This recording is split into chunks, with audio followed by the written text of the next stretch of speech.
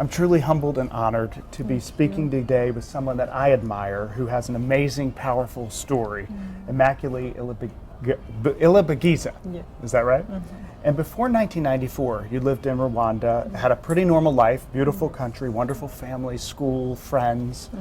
And then in the 1990s, Hutu extremists started taking over and blaming the Tutsi minority for all the country's issues. And then in 1994, a nightmare began, and a genocide that would rip your world apart.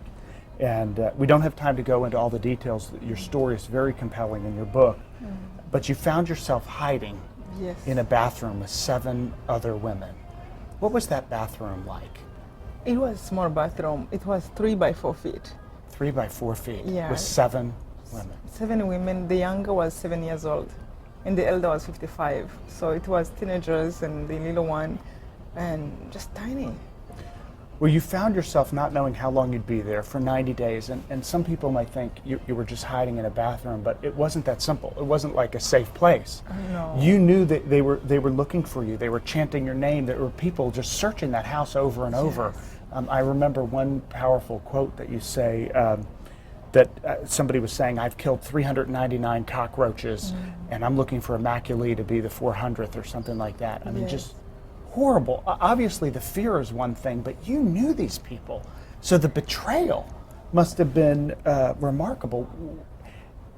What's going through your mind when you hear somebody calling your name out with that type of evil and hatred that you knew? I know. It was like they went crazy. They went mad. Was it me who was naive and never realized what was going on? You know, I believed in love. I do believe in love. I believe in the kindness of people. It was just like very confusing. But at one moment, I definitely realized that, you know, it's about my action and how to take care of this more than what the other person is doing. And people are capable of evil, but people are capable of good too. But it was a lot of learning through that, you know, to realize somebody who you can call a friend is just turn around and want to kill. But then there was a lot of love, like somebody who was hiding us, you know, he wanted to see us safe. So it was completely a war between good and evil. It was horrible. Many times we thought they were going to find us. In 3 months, I wish I knew, by the way, it was going to be 3 months, because I have no idea. at least if you say, oh, a day is going by, we thought it can be a year. But every single day, there's not one 10 minutes, not 1 hour, not 1 minute we ever lived in peace to say, at least today we are safe. They came to search for us over and over. They ran around the house. We heard people outside of the window trying to see if there's anybody moving in the house. It was fire, intense pain, intense fear, intense anger, which I went through a lot, and coming back to let that go also. It was just like dying alive. And yeah. Well, you developed this meditative, prayerful life where you really learned to speak to God in a very direct way, and He spoke to you in a direct way.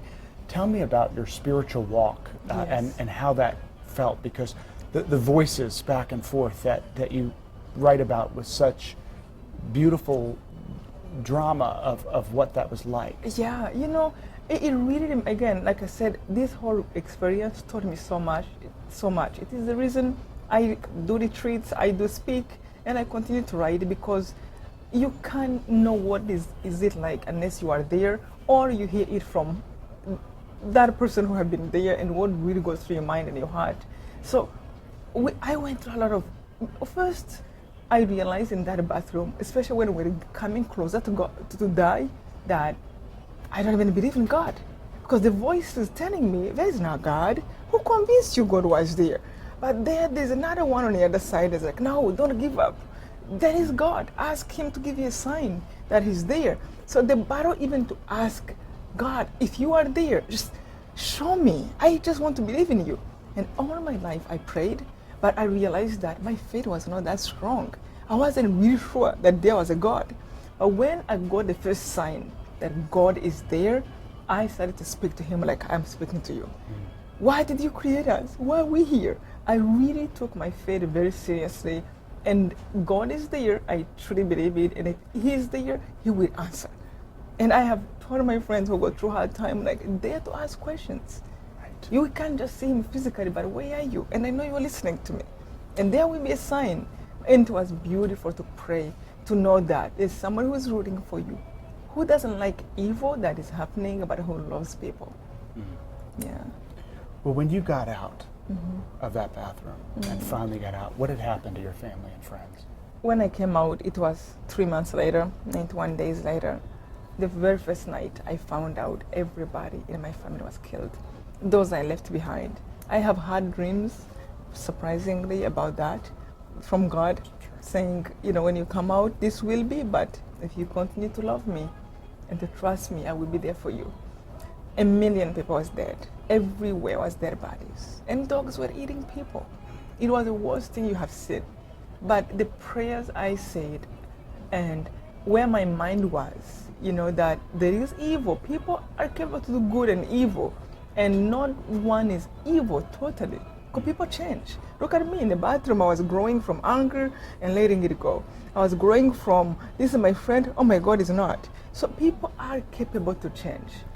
Well, after finding all of that, you forgave these people. Yeah. And so many people today, we struggle with forgiving people for minor offenses. I know. Somebody cuts you off in traffic, and people hold that for so long. Yeah. And you found it in your heart to forgive people of the worst atrocities. Can you develop forgiveness? Definitely. Forgiveness is understanding. And I truly, and let me make it clear, if I can forgive, anyone can forgive. I went through anger where I wanted to be a soldier. I have made the decision to be a soldier to revenge my family, not to defend the country. When I come out, I will do this and I will do that. And I thought, that's what you do. When somebody is hurting you so bad, this makes sense. When I realized that, what I hate is what I'm trying to do. People are doing what I don't like, and yet I'm trying to do that. That's when there was a lot of journey, and I speak about this again in my retreats, in my talks, just like a longer version, how that happened to be. But anyone can forgive, and there's a lot of peace there. There's a lot of freedom. You don't have to compete with people who are doing evil. You stand there as who you are, and you don't compete with them. You know, I remember one time thinking, it was almost like a vision. It was almost like one time, like the world was divided into people. And one side had people like Mandela, you know, Mother Teresa, Gandhi. You know, all these people have suffered a lot, but they have done their best to make peace grow, reconciliation. They have made really a lot of sacrifices. On the other side was people like Hitler, people like those who were killing us. And then I was like, where do you stand? Do you stand with Mother Teresa, with Mandela, or do you go to stand with the ones, Hitler, and fight with him, and he fight you, you fight him? So that really made things clear. And I think that people don't forgive because we end up thinking that those who hurt us are the evil, not people who have done evil. When you realize that somebody is capable to change and you truly believe in God, then you pray for that person to change because you know there's a possibility. You can be the angry person who wants to hurt people and tomorrow go like, what have I done? How did I hurt my wife, my husband, my children, my neighbors, my parents? What the heck did I do? You see, we have all that capacity, all of us. So when I saw that we are capable to change, I really started to pray for the killers to be good people. If I want peace in the world, people better be good, not me joining them to be bad. Well, you have two beautiful books. You have these retreats that can help people kind of develop and think about all of these themes of forgiveness. What about the person who admires you and says, you have this walk with God, you have this faith, you have this gratitude despite all that you've been through for all that you have, but I didn't grow up with that, or I don't understand that. Can they develop that if they read your books, go to the retreats, or in their own lives? Definitely. I mean, I was there. I was an adult. In 3 months, I changed from bad to want to kill to somebody who said, like, life is beautiful. Despite that there's no one, well, let me live my life beautifully. This is my gift. Those who are gone have ended their journey. Anyone can.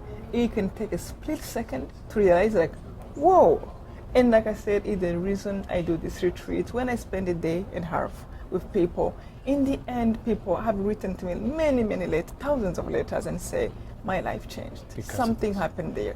So, and I have my next one, by the way, in Is the New next one? York Excellent. in a few weeks, and we're still getting registration, and you can always find out from my website. Excellent. Yeah, Well, but and we'll put a link to that. yes, and I love it. I love it because I feel like life is short. We must help each other.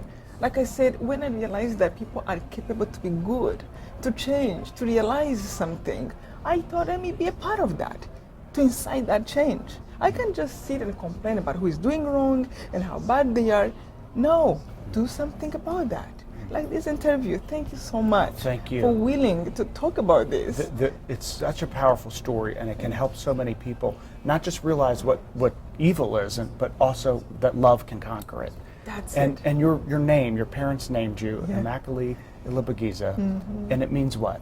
Well, Immaculate is such a big wish. Immaculate means pure, pure at heart. Pure at heart. Yeah, and Immaculate Ilibagiza is almost the same meaning.